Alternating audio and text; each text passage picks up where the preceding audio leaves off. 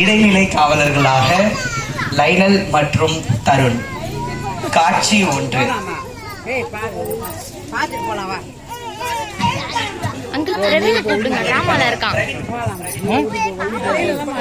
காட்சி 1.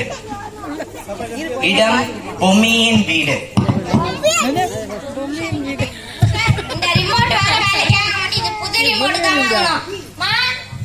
எனக்கு கொஞ்சம் தண்ணி எடுத்து கொடுக்க வாங்க. கவிதா, அடியே கவிதா, கொஞ்சம் தம்பிக்கு போய் கொஞ்சம் தண்ணீர் கொண்டு வா. வரம்மா, நான் தானே வீடு பெருக்கீங்கல்ல, அவனே தண்ணியை தூண்டி சொல்லுவாங்க.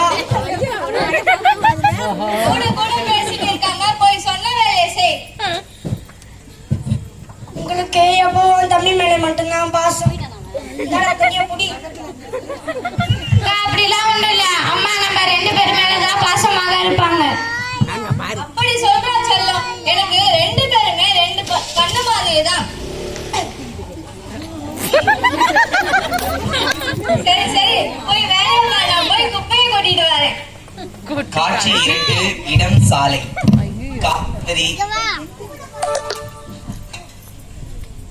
கால் தவறி பொம்மி ஆசிரியை கீதா தேவி மீது குப்பையை கொட்டி விடுகிறார்.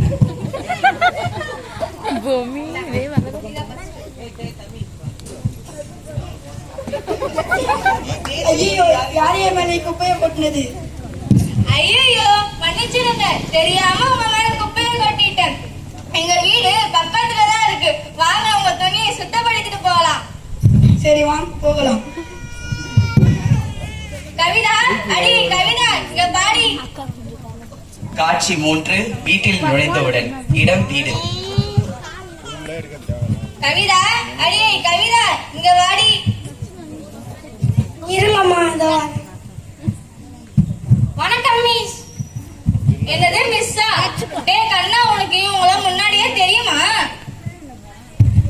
தெரியுமே, இவங்க தான் டியூஷன் மிஸ். அப்படியா? கவிதா ஆசிரியை அழைத்துக் கொண்டு போய் ஆடைகளை சுத்தம் படித்துக் கொண்டு வந்து அமர்ந்தார். அவருக்கு கவிதா காஃபி கொடுத்து விட்டு மீண்டும் வேலையை துவங்கினார்.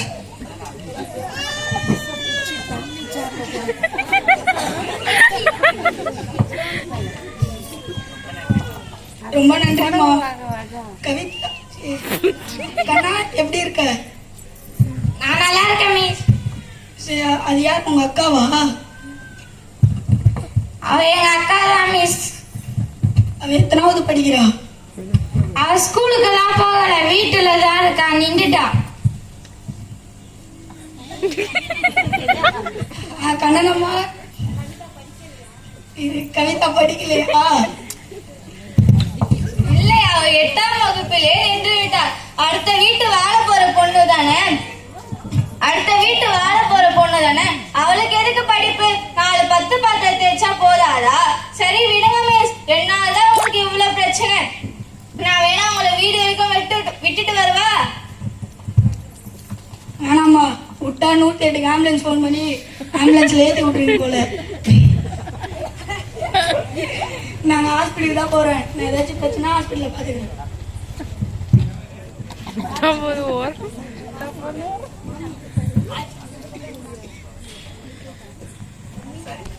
சரி பிள்ளைகளா, நான் மார்க்கெட்டுக்கு போயிட்டு வரேன். அம்மா அம்மா, நானும் வரேன். சரிடா செல்லம், அம்மாக்கு துணையா ஆம்பளை சிங்கம் நீங்க வரீங்களா? வாங்க. அம்மா அம்மா, நானும் வரேம்மா.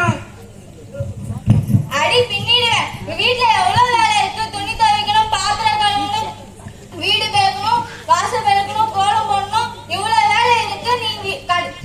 நீங்க போய் வேலையை பாரு. பாத்தீங்கன்னா நான் சொன்ன மாதிரியே நீங்க தம்பியை மட்டும் பாசமாக பாக்குறீங்க. மார்க்கெட்டுக்கு கூடணும் போறீங்க. ஏன்னா நீங்க தம்பி மேல மட்டும்தான் இஷ்டம். அம்மா அம்மா, அக்காவையும் அழைச்சிட்டு போலாம். சரி வாங்க போகலாம். ஆனா அங்க வந்து இதை வாங்கி கொடு அதை வாங்கி கொடுன்னு கேட்க கூடாது. சரிங்க, கேட்க மாட்டேன். காட்சி 4 இடம் மார்க்கெட்.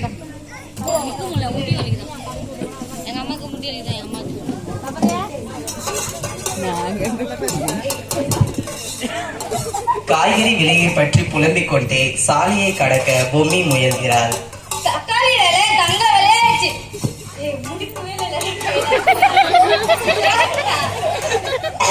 தக்காளி விலை தங்க விலையாச்சு. எங்க அம்மா சின்ன வயசுல 5 ரூபாய்க்கு சமையல் செய்வாங்க.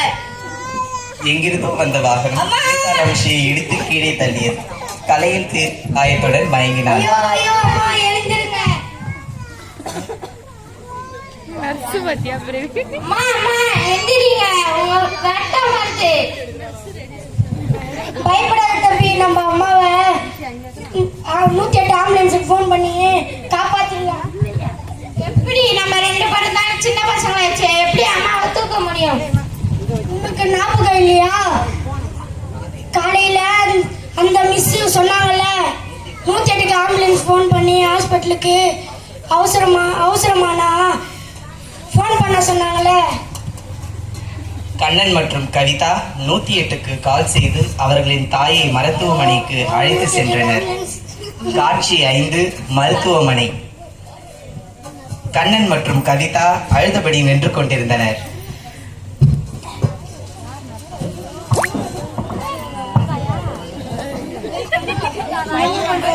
கவிதா, இங்க என்ன அழுவுற? அங்க வந்து புடவை மார்க்கெட்டுக்கு போற வழியில் அம்மாவை வண்டி இடிச்சு அம்மாவுக்கு ஆக்சிடென்ட் ஆயிடுச்சு.